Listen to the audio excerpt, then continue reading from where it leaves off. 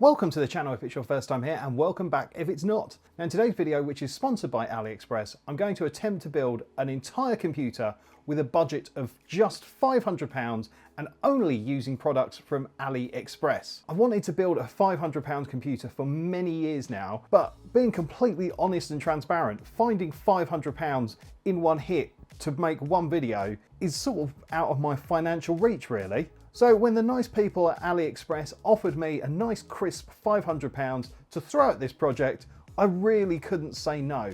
So in this video today, I'm going to show you how we can build a computer for around £500 and hopefully all will be dandy. But I've not built the computer yet, so I honestly don't know. Now, if you're building a PC from AliExpress or just want to pick up a few bits and pieces, then if you use the coupon codes that are on the screen now, you can save yourself a bit of money. Now the coupon codes do have an expiry date which is shown on screen, but if you look in the video description, I'll make sure there's some up-to-date codes. And maybe these codes will help me keep my budget under £500. We shall see. And also I'm going to be using my new LTT Store transparent screwdriver for this build because, well, I've not used it yet and it looks pretty cool. This part isn't sponsored, I bought this with my own money. Look at that bad boy. I love how you can see the ratchet mechanism.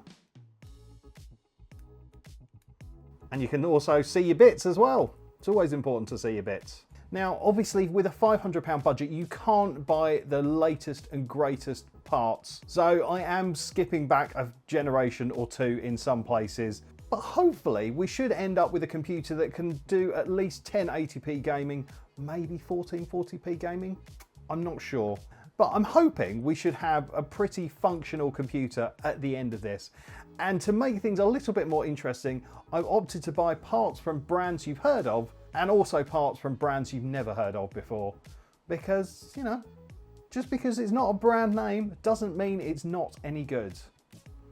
In theory, anyway. Right, so first of all, I think I'm going to do a bench build of the computer and not put it in the case. We'll get to the case a little bit later on, but I'm just going to lay everything out on the desk, build it up, see if we can get it to post, and if we can then install it into the case. So first, we need a motherboard to put all our components on, and I've opted for this, and this is a Machinist B450 motherboard. And yeah, I've not heard of Machinist before, but it has a flagship layout and has strong compatibility with original components. And it has passed the test as well, so that'll be fine. Although, going back and looking at this now, what's interesting is the description has been updated to say that it supports AMD Ryzen 1 to 5 generation, which might not chime very well with the processor I've got. And I'm pretty certain that description didn't say that when I bought this. So we might have fallen at the first hurdle, but I paid £57.19 for this. So we've got an I/O shield with it and also one SATA cable. And yeah, the I/O on the back isn't particularly thrilling. We've got a Mesozoic age port there for a monitor, but we won't be using that because we've got a graphics card. Yeah, we've got 6 USBs, only 2 of them are high speed. Do have an HDMI output. Again, we won't use that because that's on the graphics card.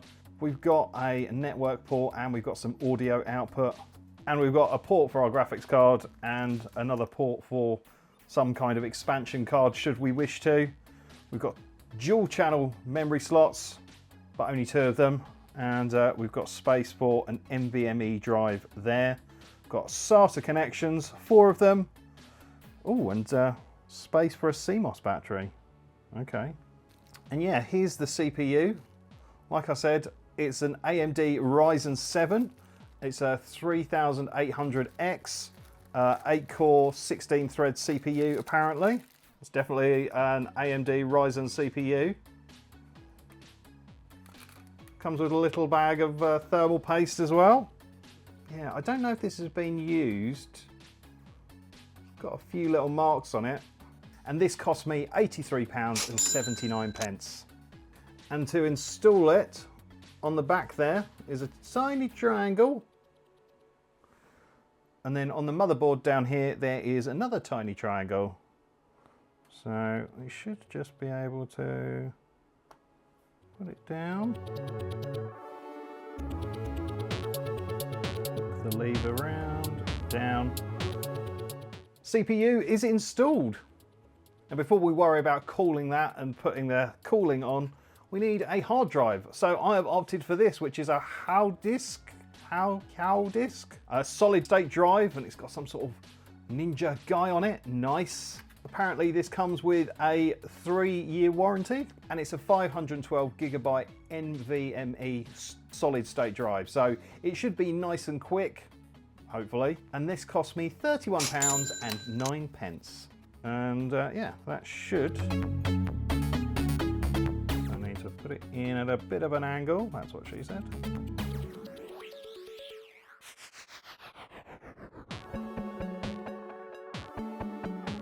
Now we need some RAM, and I've opted for someone that you probably would have heard of, and that's Crucial. And this is 2 sticks of 16 gigabytes worth of memory. Now I did have a bit of an issue with this RAM. This isn't the original RAM that I ordered. I actually ordered something called BestOS RAM, so I thought it'd be fun, and it had RGB on. Now that arrived, and I'd ordered 2 lots of 16, but when that arrived, I actually got 2 lots of 8 gigabyte. So I sent it back, and to AliExpress's credit, the returns process was absolutely flawless. I sent it back, and as soon as I'd taken it to the post office, I had a credit to my account, so I could buy this Crucial memory. So this Crucial RAM was actually a little bit more expensive than the other stuff that I bought. It was £45.29. But yeah, this looks like genuine sealed Crucial memory, and I've had Crucial memory in my computers for years. Great stuff. Very reasonably priced, but excellent quality. Now I will say, despite the LTT screwdriver, I am in no way Linus Sebastian, so I may say things wrong, I may mess up, and this might not even work. So yeah, just bear with me. Now, because there's only 2 slots, it doesn't matter which 2 slots these go into. But if you've got a motherboard with 4 memory slots, there's a primary pair and also then a secondary pair. So you have to make sure you go to the right pair to start with, but it doesn't matter with us. So I should just be able to put those in and click, click. And once again, click, click. Excellent. And this is where we might get a little bit more colourful. And yeah, this is a Metal Fish, that well-known brand, CPU cooler. I am intrigued to see what this looks like. Do I think this will give us the best cooling ever? No. But will it look really awesome and cool with all its RGB? Also probably no, but you know. So in the box we've got a sort of brackety thing and some screws. And then we've got the main CPU cooler with desktop artwork, whatever that means. Now this cost me £15.59. Oh. Okay, so we've got some more thermal paste. Excellent. I've got another bracket. Oh, okay, so this is for LGA 2011. So this is for 1700, 1200 and 115X. Right, so we don't need those because I think by default it will just sit on there. Oh, okay, so didn't think to buy an RGB hub. So we might not be able to RGB it in the first instance. I don't think this motherboard has RGB. It does have a power for the fan. So at least we can keep it cool and it just won't look as cool as it could do. Actually, this is a good time to mention that if you've never seen my channel before and you've just stumbled across this video, please do make sure you hit the like button and subscribe to my channel. I don't do much PC building stuff. I've done a few videos in the past that have actually done all right, and I'd like to do a bit more in the future. So yeah, if you guys want to see some more PC building stuff, let me know in the comments and make sure you subscribe to the channel and I'll make it happen. Right, so let's get some Hootixi thermal greased on. Okay, I've splurged all my Hootixi grease. I'm sure that'll be fine. That looks like the imperfect amount of thermal paste. Yeah, I mean, it doesn't make sort of full thermal contact. I'm sure it'll be fine. Be fine, guys.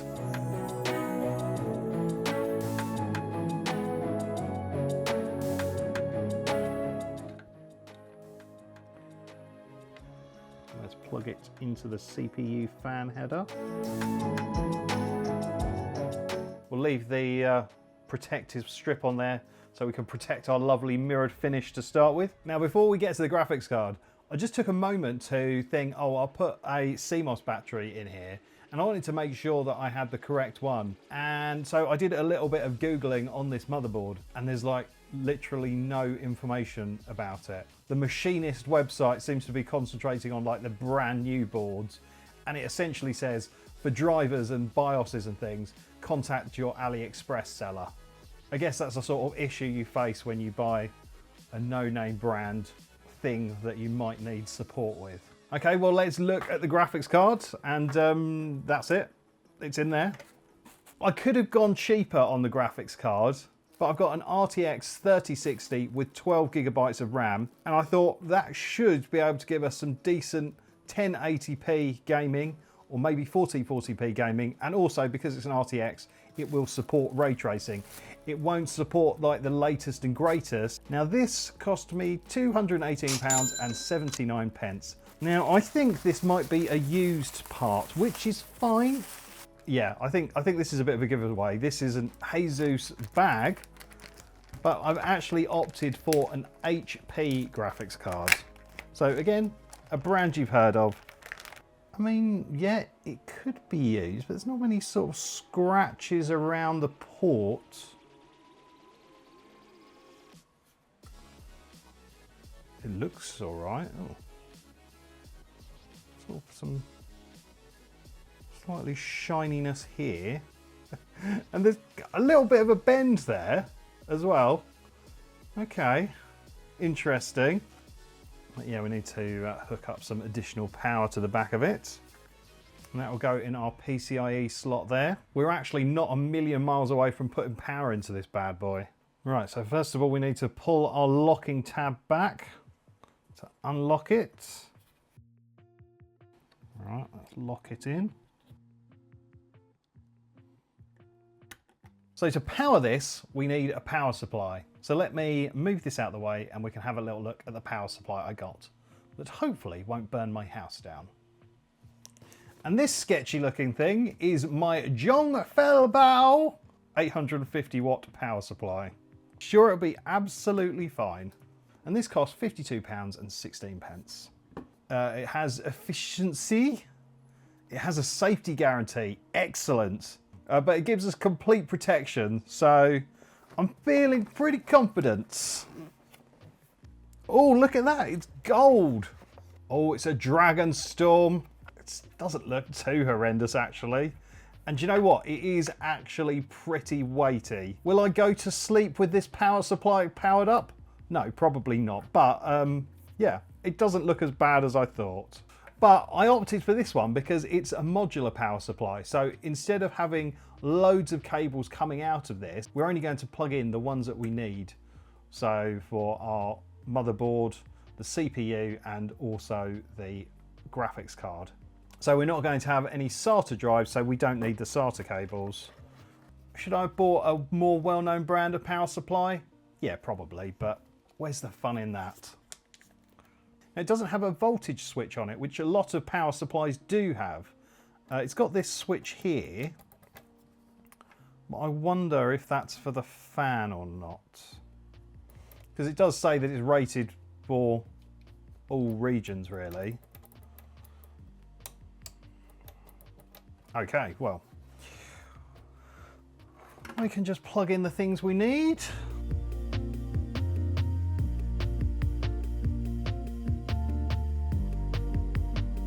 So now the time has come to see if we can get our £500 computer to boot. I'm not feeling hopeful now that I've seen that it doesn't actually support my processor. Well, I don't think it does, but we shall see. So now I've got to plug in the power connector to the motherboard, the CPU power connector into the motherboard, and then the GPU power into the GPU. Okay, so I've got everything plugged in. I put power into the power supply and it didn't explode. I've got my little monitor here, which should be good enough to display whatever this is displaying, if it's displaying. I just need to short the power switch connectors on the motherboard to make it think that the power switch has been plugged in. And We can see if it does anything. I'm not feeling entirely confident or hopeful because if the CPU's wrong, it probably won't do anything at all. But good luck, everyone.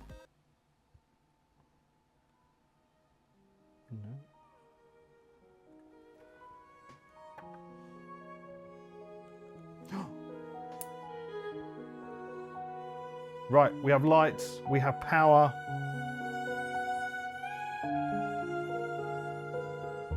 Do we get any output though?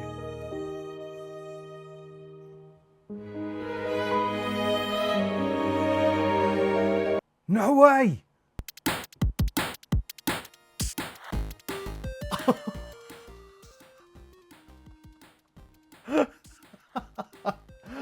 Oh my God, it works.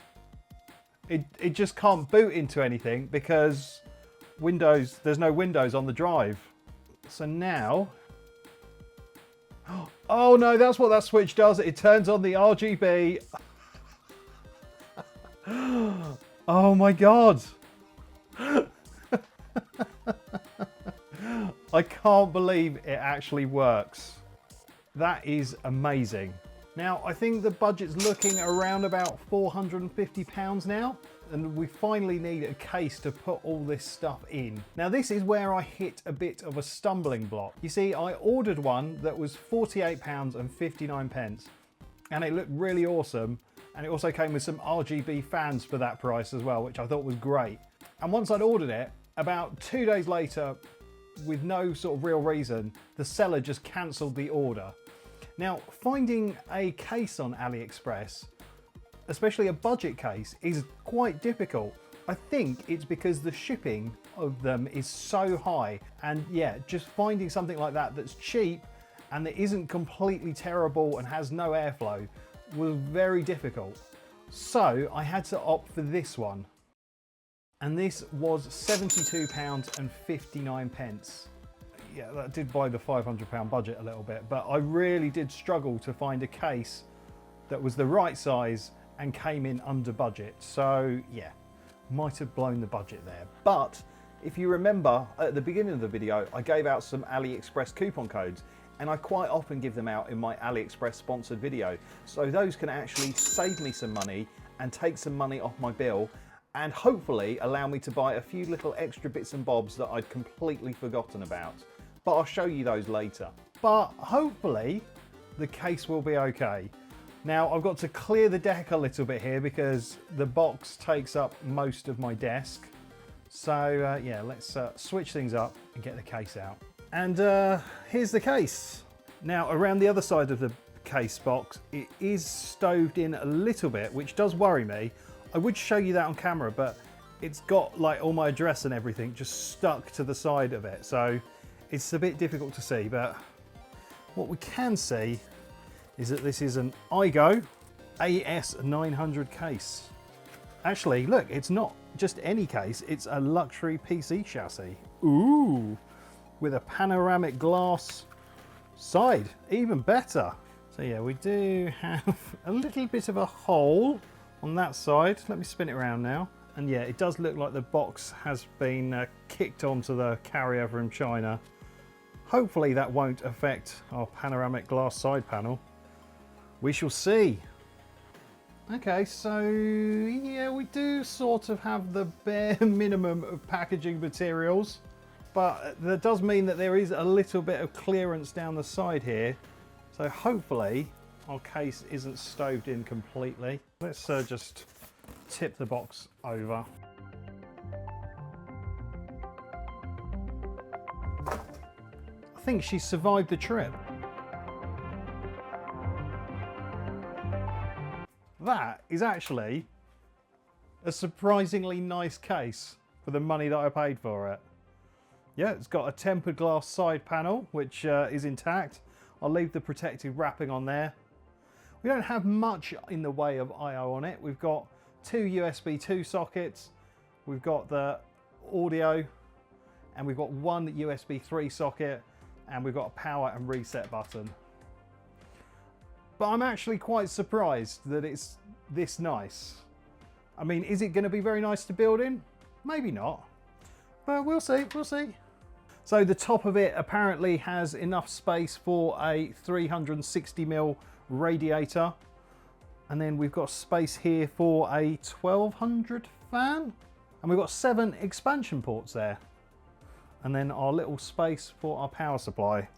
Now a case that's got a glass front and sides might not have the best ventilation, but we do have this relatively large area here that if you wanted to water cool your graphics card or put in another radiator or more fans, there's space there, or it just offers some ventilation. Is there a mesh on the bottom? Yes, there's a mesh on the bottom. It's all right, really. It's not too bad. Got a baggie with a grill for our rear fan, or lack of one. Should have really thought more about fans, but never mind. And yeah, all our screws and port covers and stuff. Excellent.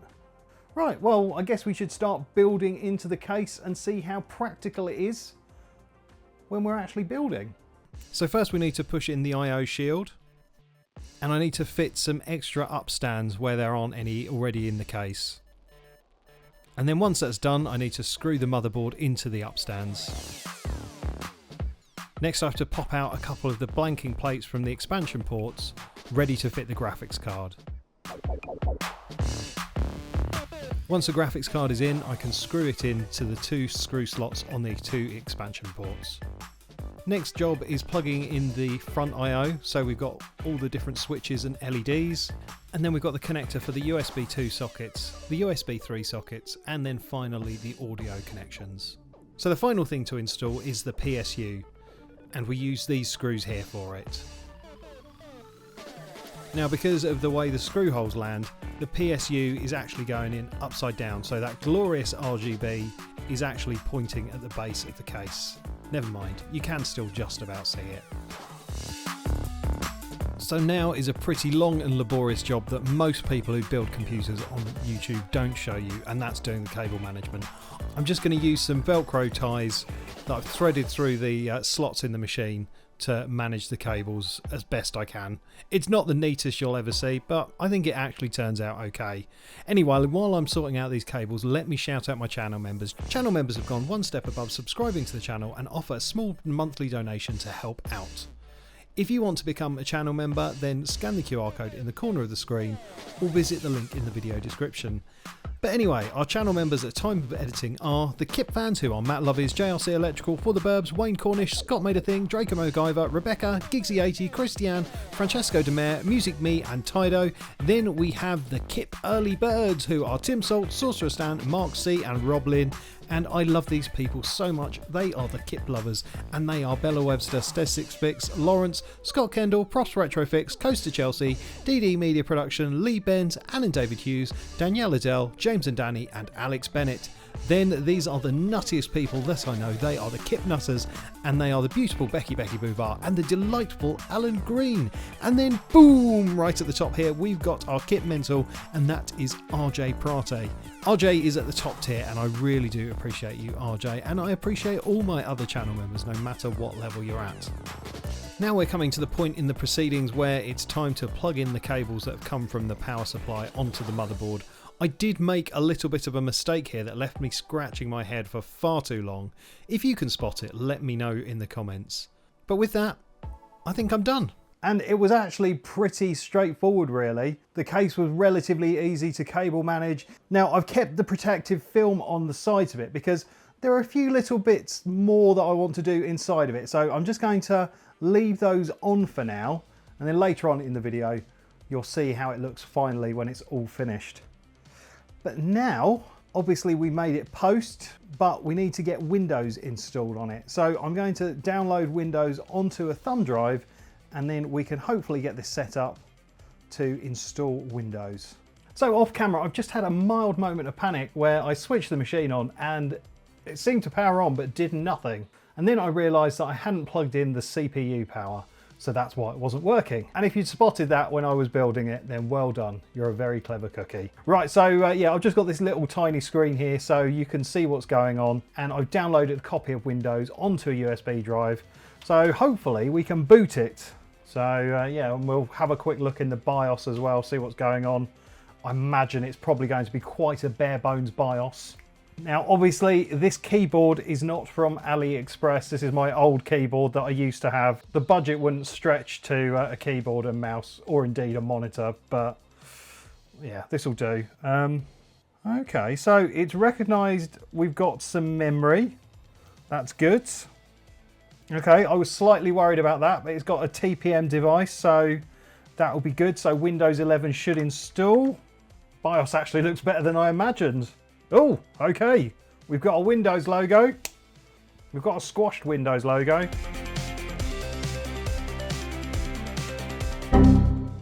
Wonder what the requirements are. Maybe it doesn't like my processor. It's easier for us to go from Windows 10 to 11 because there's an upgrade tool that can tell you what the problem is. I mean, I feel like the specs are good enough, but maybe I'm wrong.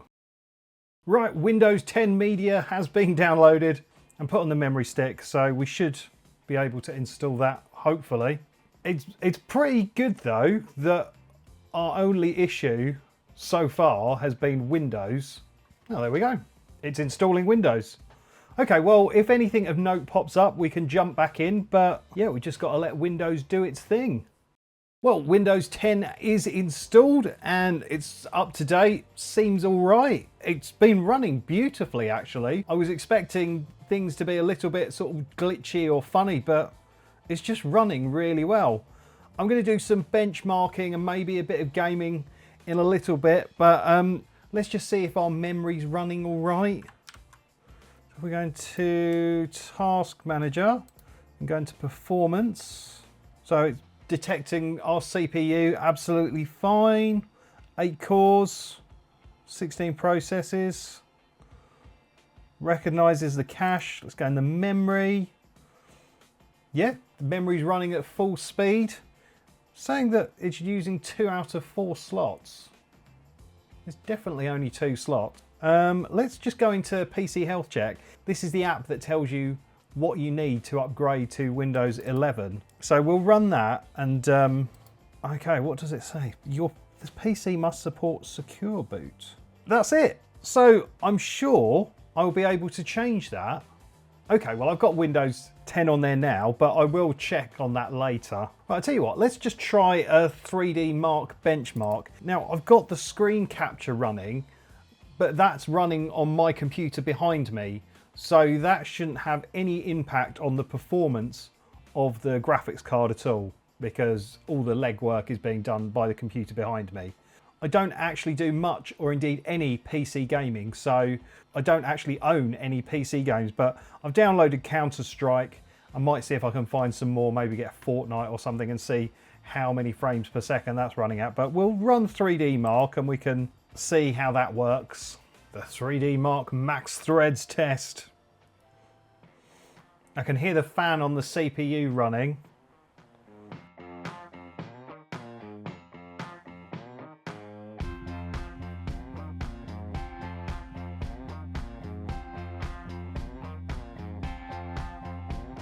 Oh, it's done.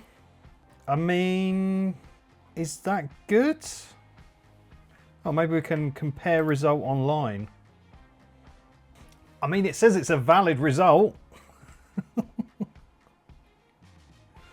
Okay. Let's run the Steel Nomad benchmark. We should be able to run the ray tracing benchmark as well. I don't think that's going to run brilliantly on a 3060, but who knows?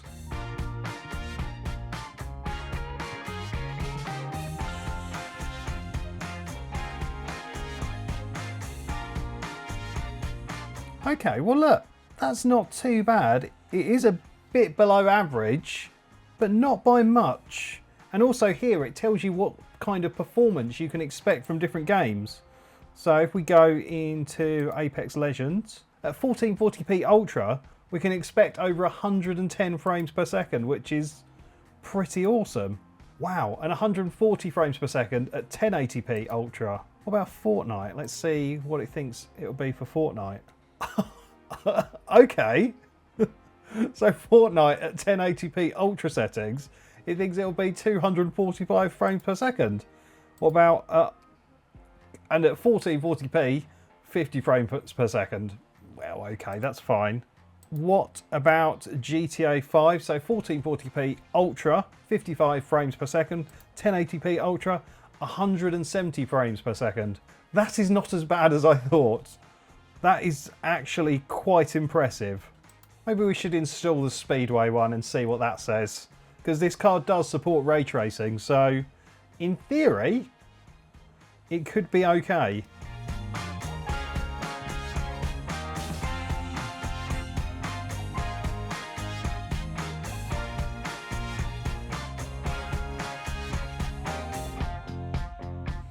Well, there we go. That is absolutely bang on the average.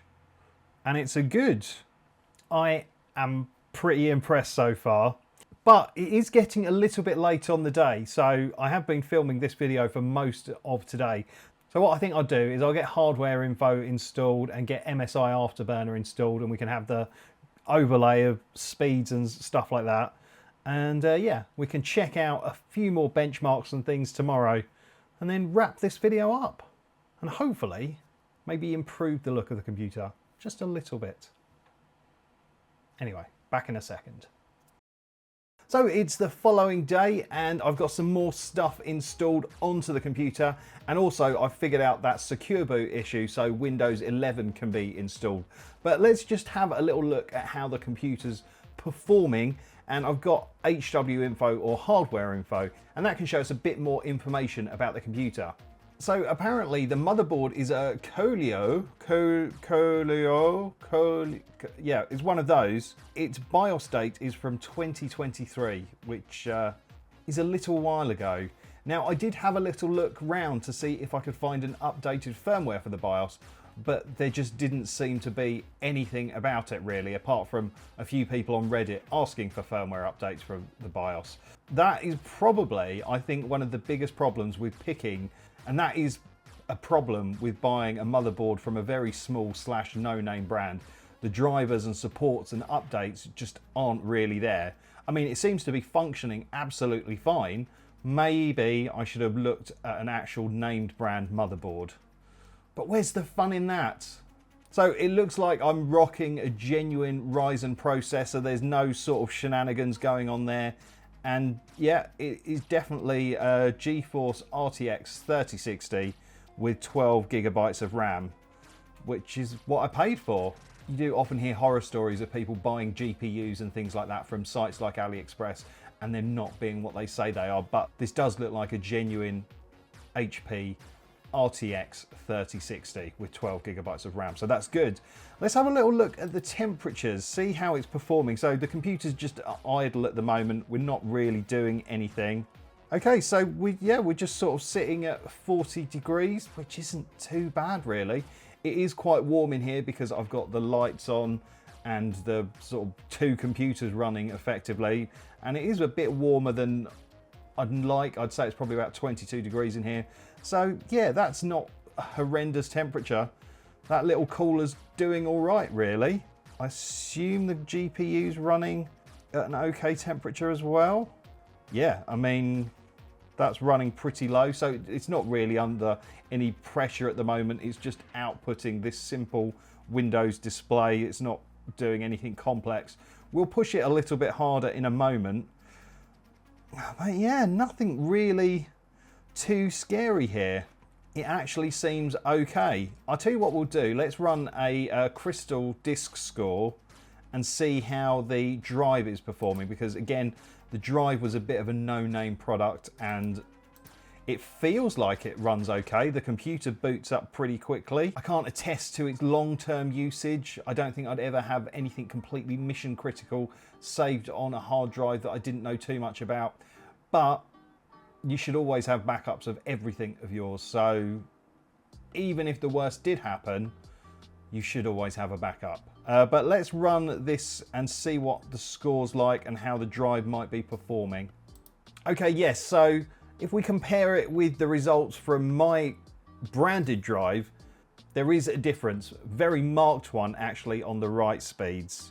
So again, maybe if you were building your own, I'd maybe look to see if there was a Crucial or Samsung or similar kind of drive available rather than a no-name one. But I think if I didn't know this, I wouldn't really notice personally the difference. This PC isn't going to be designed for high-end video editing or really, really intensive hardcore gaming. This could be the kind of computer that you could give your young teenage child to play Fortnite on and do a bit of homework, and I don't think they would have a problem. So I suppose, talking of gaming, we should actually look and see how some gaming performs.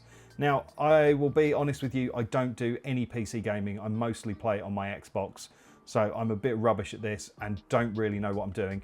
But I do have Counter-Strike 2 installed on this, and it's got an FPS demo where it does lots of explosions and things like that to sort of push the GPU a little harder and get those temperatures up. So maybe if we run that. Okay, so I've loaded into Counter-Strike and I've got the little display on the screen showing the frame rate and the temperatures and everything like that. So the GPU has gone up in temperature and the CPU's gone up in temperature, but that's pretty normal because it's doing stuff now. And on the menu screen here, we're just sitting at 172 FPS, which is pretty good. Let's see what resolution we're set at. I think it's at 1080p. Yeah, 1080p. Right, so let's run the FPS benchmark. Okay, so doing all right. I just saw it. We went up to 200 FPS there. The GPU is certainly getting used now. We're going up to sort of nearly 100% utilization. CPU's not really being hammered at all. Quite a low utilization, but the temperatures are rising, but it's nothing terrible.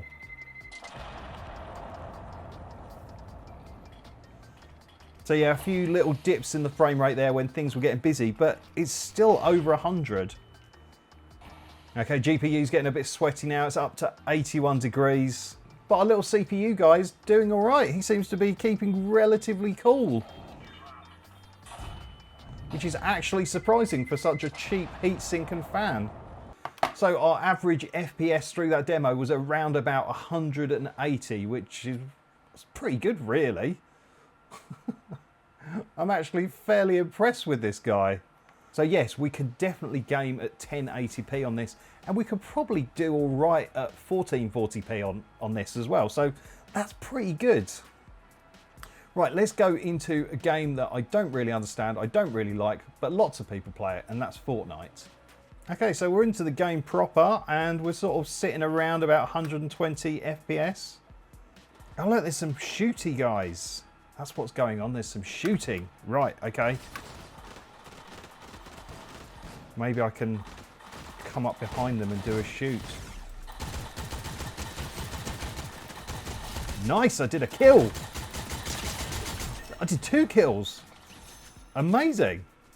I mean, if it's that easy to kill people in this, I could be like a master at it in no time. Oh yeah, and I mentioned earlier that I could run Windows 11 on this now, should I wish to. Let me just show you that. So I've got the PC Health Check app up that we looked at earlier. And there we go. It meets all the requirements. So it was just a case of switching on the secure boot. So yeah, I could run Windows 11 on this. Yes.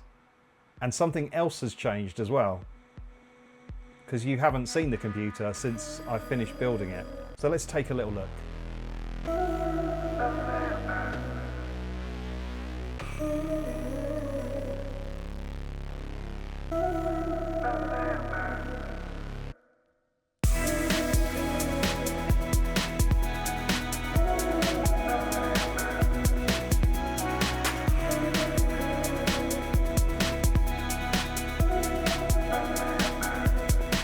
So yes, it does look a little bit different. I have got myself an RGB hub, which came from AliExpress. It was around about £10, and there's also that RGB chassis fan to be an exhaust. So it's just sucking all that heat that's blowing past the CPU and chucking it out the back of the case. And that fan was around about like 4 or 5 quid. And yes, the case is pretty empty and sparse. There's room for more. There's room to build in it, and I actually think the case is probably my favourite part of this build. It's actually really nice. Yeah, it's a surprise really. So what have we learned building a £500 AliExpress PC? Well, we've learned that it's certainly possible You do have to make some compromises, but it's actually perfectly achievable, and you can get a fairly decent computer for the money. Like I said earlier, it's not going to be for high-end video editing and sort of massive 4K, 8K gaming, but it actually runs pretty well. It really has shocked me. And although we've got a bit of a no-name motherboard and hard drive, we've got some proper branded graphics card, RAM and CPU. So that's the sort of really core part of it. And even though the motherboard's a bit cheap and the support's not great, it's actually running okay. I've not had a single crash on this computer. I've not had one single issue at all. It's running really smoothly. And also, special shout out to the LTT Store transparent screwdriver. I've never built a computer with an LTT Store screwdriver, and it is perfect for the job. Although I think the stubby one would have been easier for some of the tighter spaces in the case, but yeah, this really was excellent. So yes, you can build a pretty decent computer with parts only from AliExpress for just £500-ish. Make sure you use those voucher codes. It's not going to be the most high-end thing in the world. It's not going to be the latest and greatest generation, but it's actually pretty good. Surprisingly so. And also the beauty of building a computer like this is it's completely modular. So as you get some more money, you can add to it. You can add better SSDs. You can add a better cooler. This is a really good starting point to create your ultimate build. So yeah, I'm actually really happy. I've really enjoyed making this video. It was quite fun having a set budget, and I might do some more in the future. James has been nagging me that we should make a £500 BMX bike with parts from AliExpress, so maybe we might do that in the future. We'll see. If you can think of any other £500 challenges with parts that I could reasonably expect to get from AliExpress, do let me know in the comments, and let me know in the comments if you've enjoyed this video at all. I hope you have, because I have. Well, that is it from me. Thank you so much for watching. Don't forget to like and subscribe, but for now, it's game over.